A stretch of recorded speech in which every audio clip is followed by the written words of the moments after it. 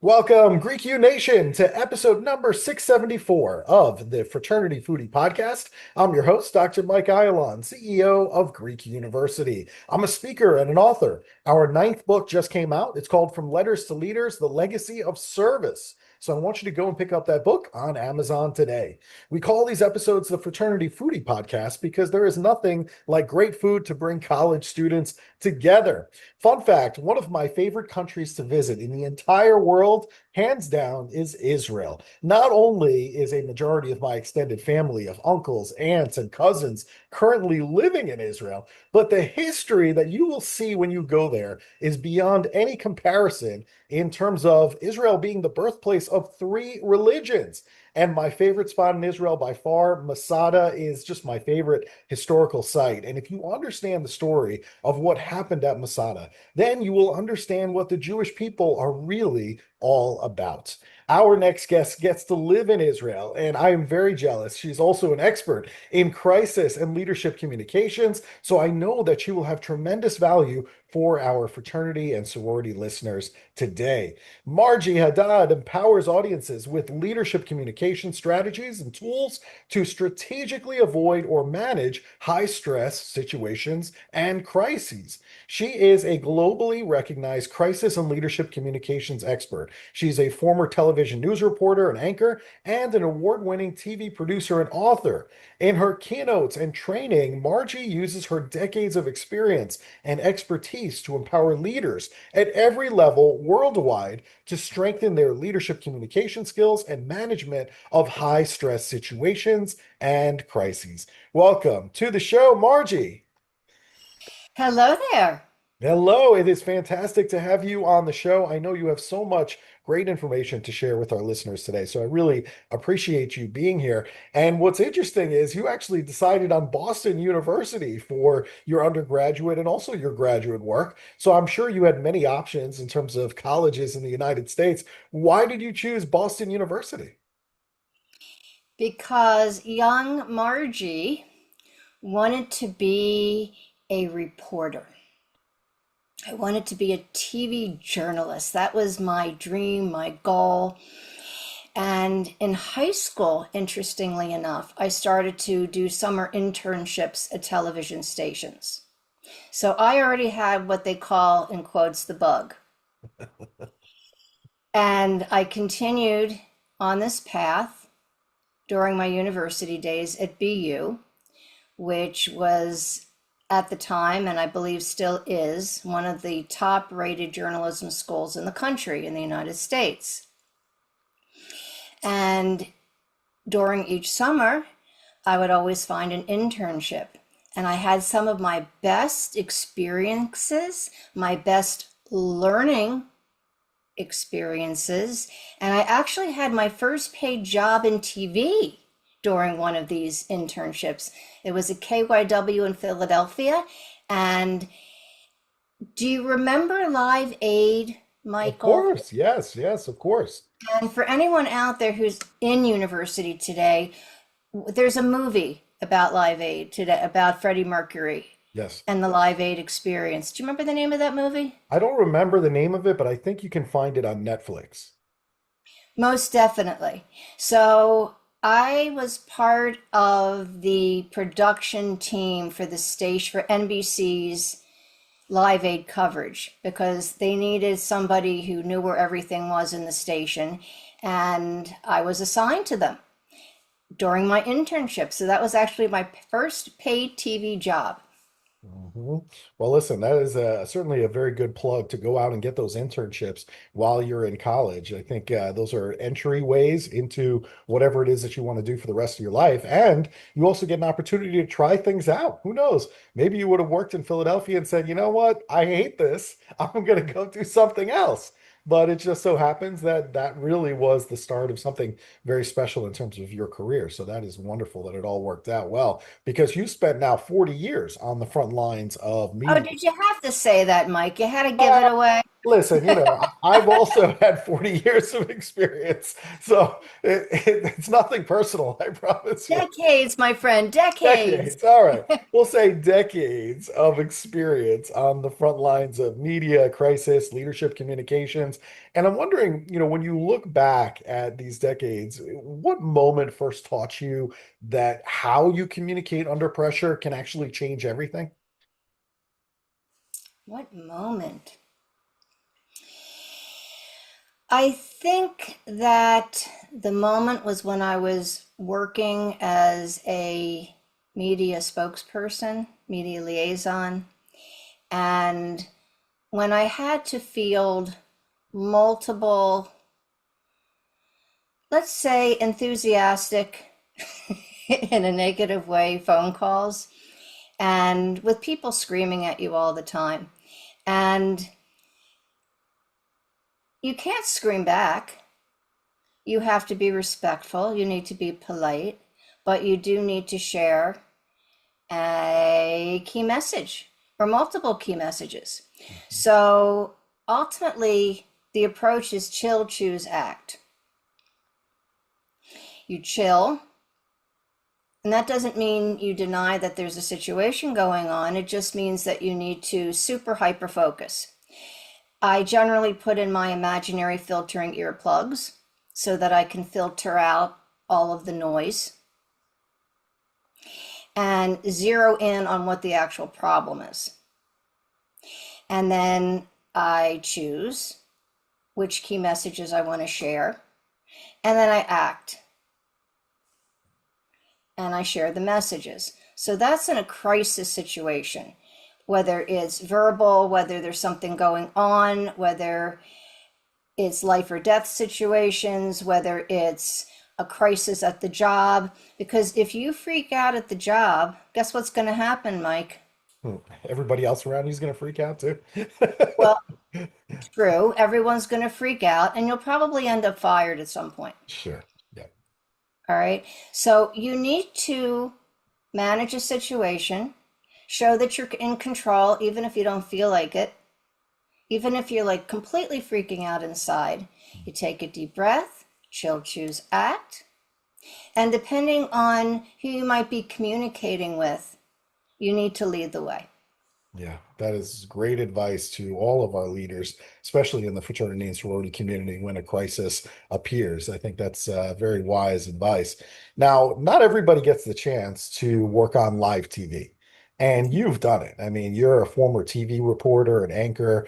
You're this global crisis communications expert, and I think that arc from TV reporter and anchor to crisis communications expert I think is really interesting to our listeners. Can you talk a little bit about live television and what lessons you can use from that experience that still show up today?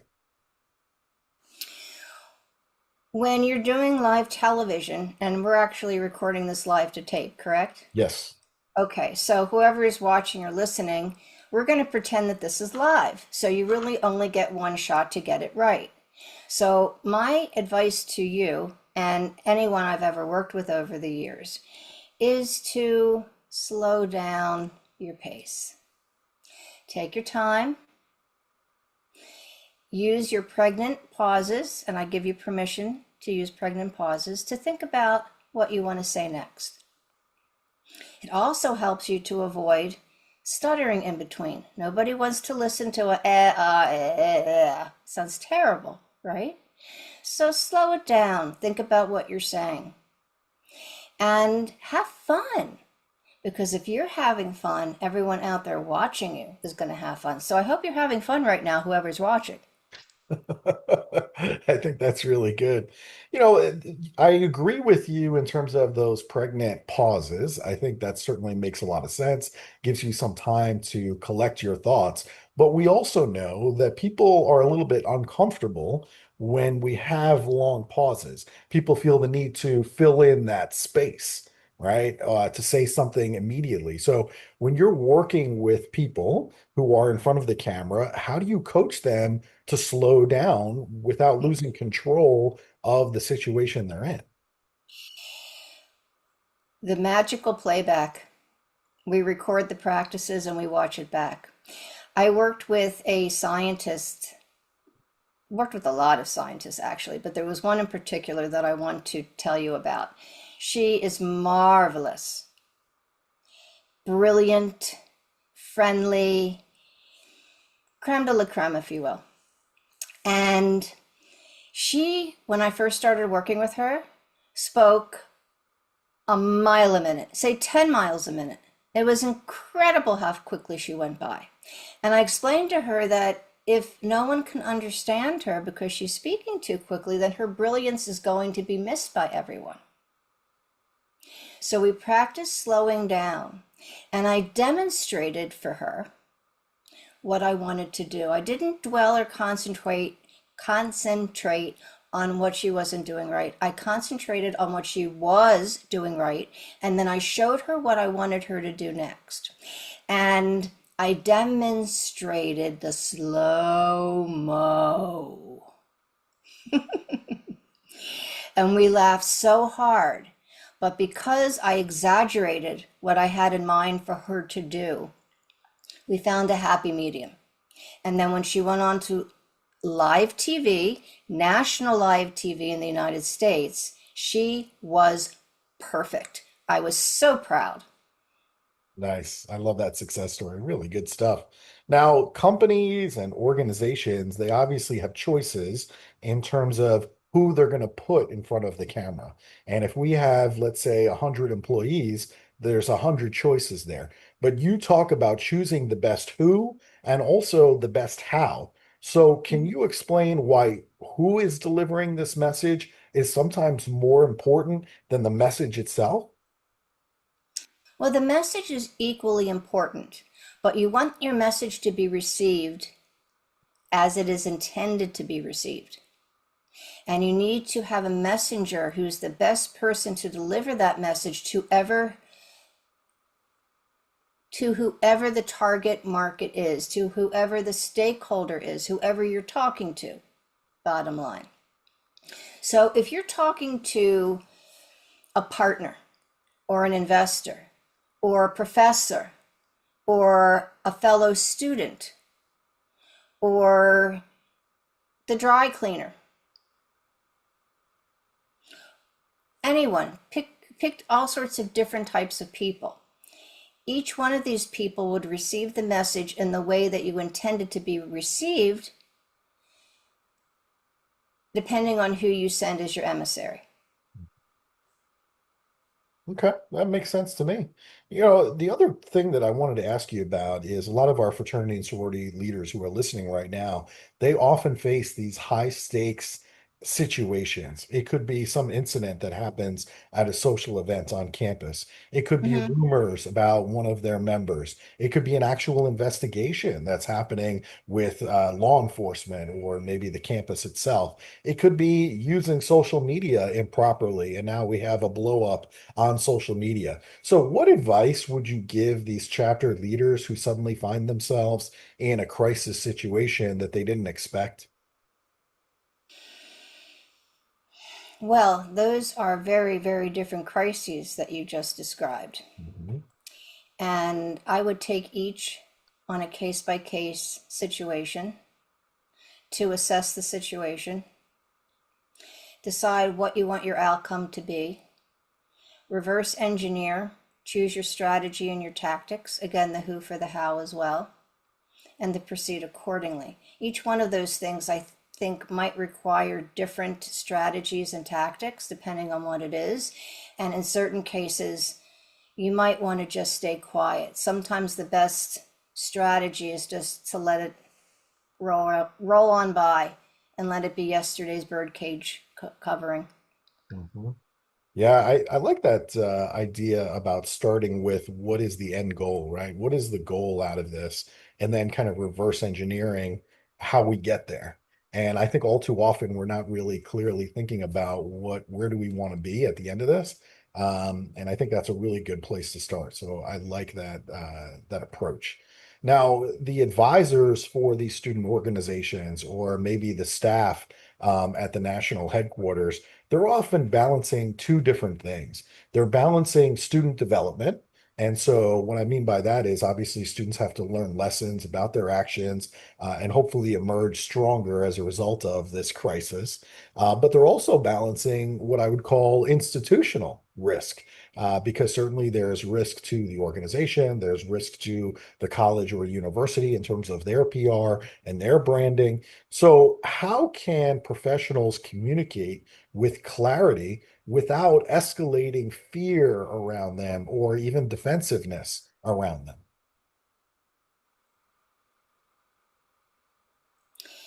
We go back to the principles we've already discussed. Remember, we talked about the who for the how, Mhm. right? Well, that who chooses their words, their tone, delivery, and timing. Uh-huh.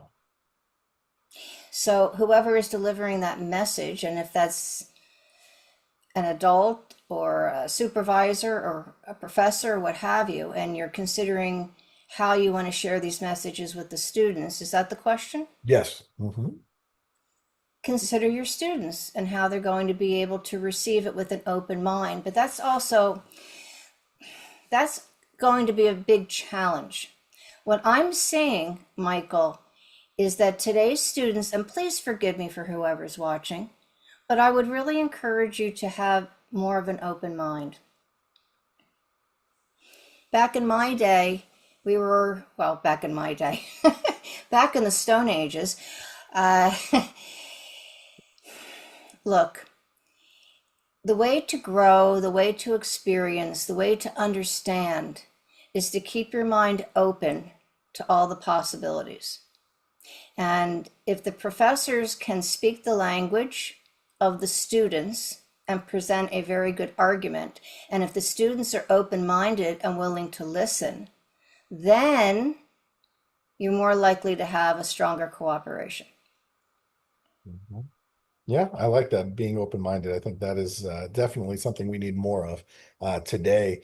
The other, interesting thing is, when we grew up decades ago, we'll call it, there was really only, a handful of outlets in terms of news and things like that. There was, a Right. handful of television stations, and by the way, they were, very neutral in their approach. They really weren't dug in either on the right or the left. It was just Mm-hmm. very neutral, and only a few people really had the microphone. But today, our college students live online, and now they live in a world where everybody has a platform, whether it's a podcast or their own online news source. And it's all very catered to very specific people. So, how should our student leaders think differently about narrative control in this world where everybody in the world has a platform? That is a fantastic question. And you are so right. Back in our day, there were three major networks. Right. Back in our day, CNN was just being born. Mhm. When I was graduating college, they were just coming up, and a couple of years later, then Fox came around. And to your point, because of social media, everyone can be online sharing news. The question is how solid is that news? So if you want to share news, and I think it's actually a wonderful thing that we have the opportunity to share so widely. But what I would task any student watching this to do is fact check, because you don't have a team of people like you would have at one of the old networks or the current networks to make sure that what you are sharing is actually accurate. And just because it's your opinion doesn't make it true. So double check what you're saying before you're saying it.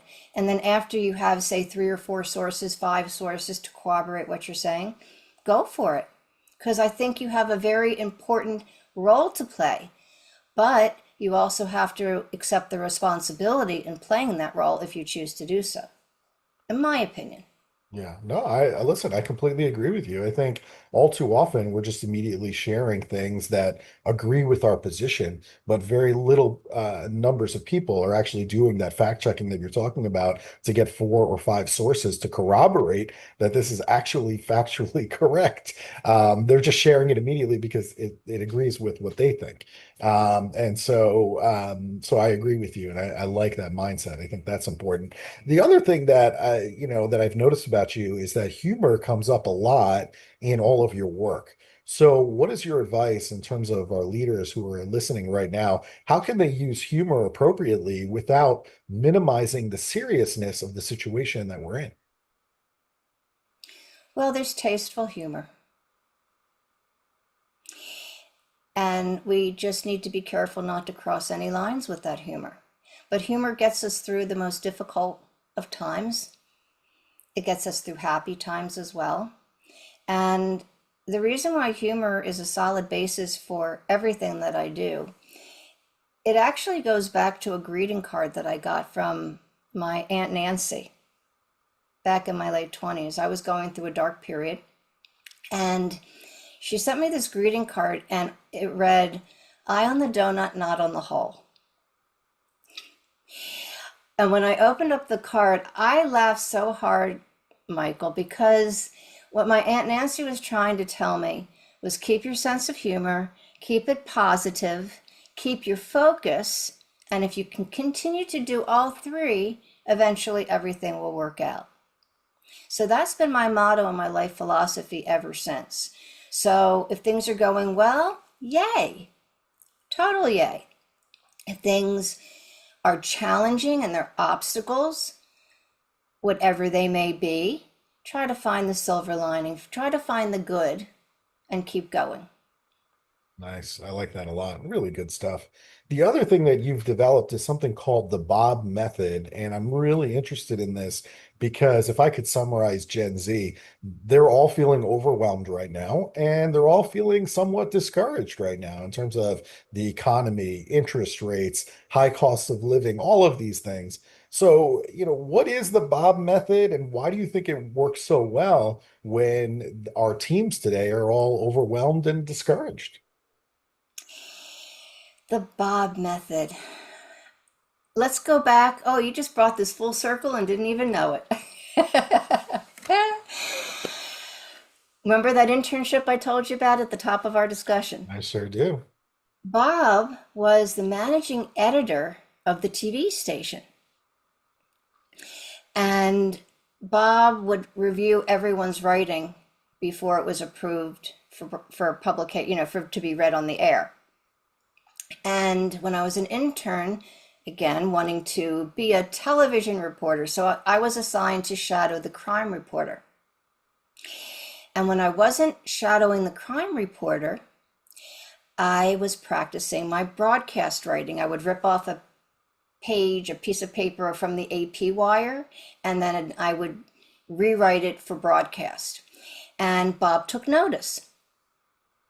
And he said one day, "Margie, can I have a look?"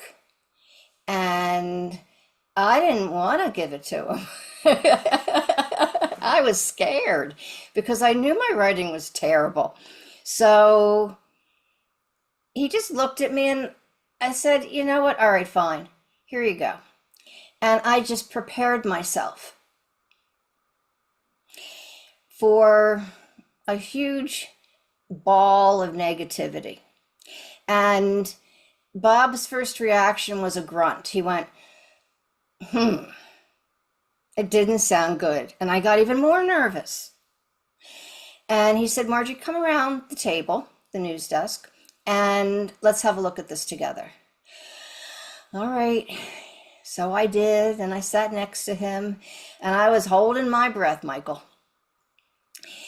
And then he did two things that really surprised me.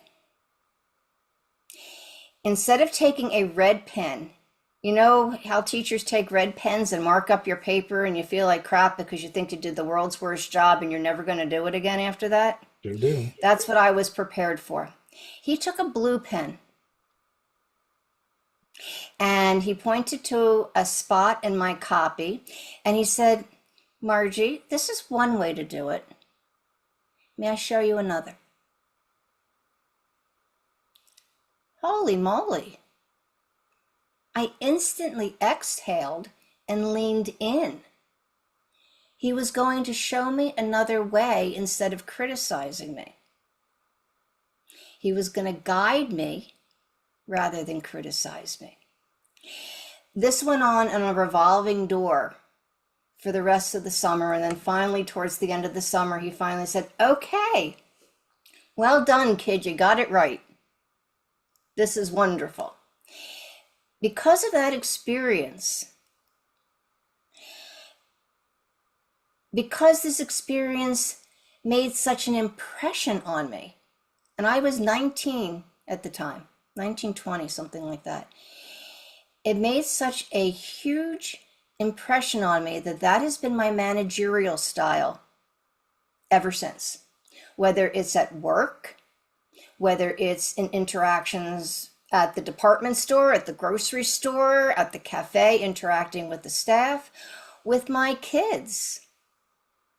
Guide rather than criticize, because let's face it, anything's easy if we already know how to do it.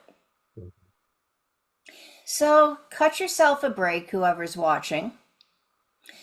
Practice. Know that there's no such thing as the first draft, perfect first draft, the perfect first draft. No such thing as the perfect first run on anything unless it's beginner's luck.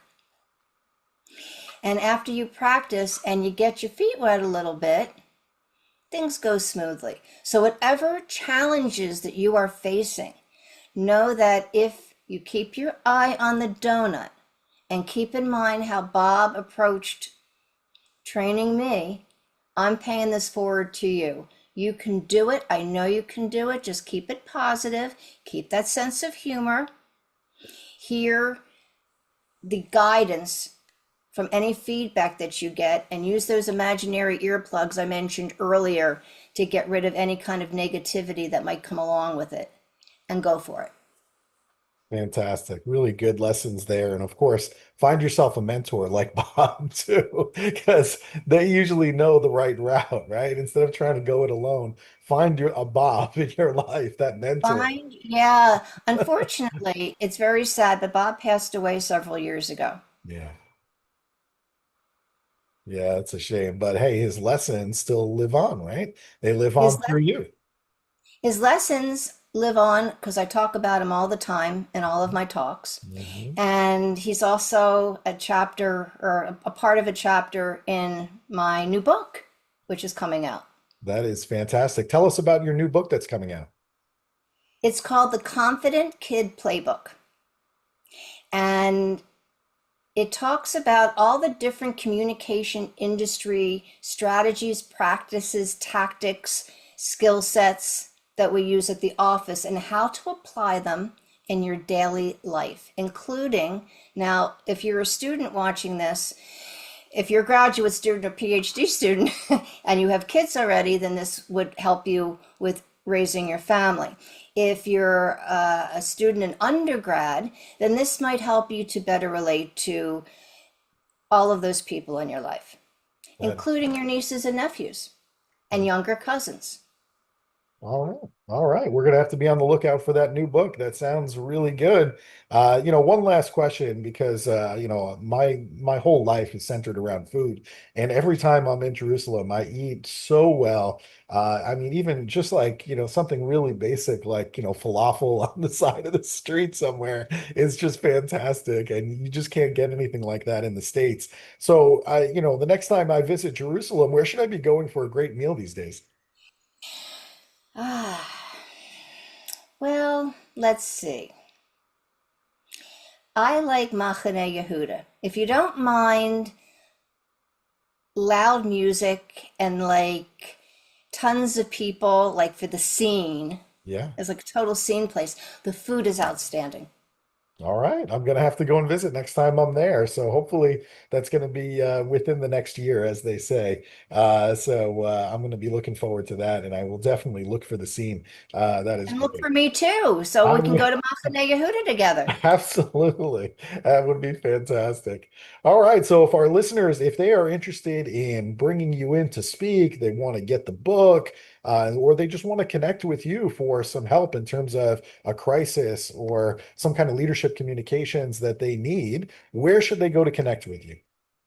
Two places, either on LinkedIn, you can find me, Marjie Hadad, or go to my website, marjiehadad.com, and send me a message.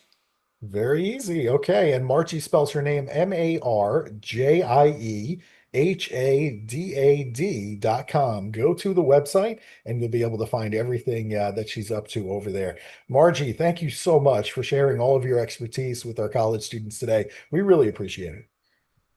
It's an absolute pleasure. Lovely to be with you. And whoever's watching, really the absolute best of luck to you. Fantastic. And to all of our listeners, if you learned something today from Margie, I want you to share this episode, share it with your chapter, put it in a group chat, share it on social media. You really never know who needs to hear Margie's message today. Thanks so much for joining us. We'll see you on the next episode of the Fraternity Foodie Podcast. Bye for now.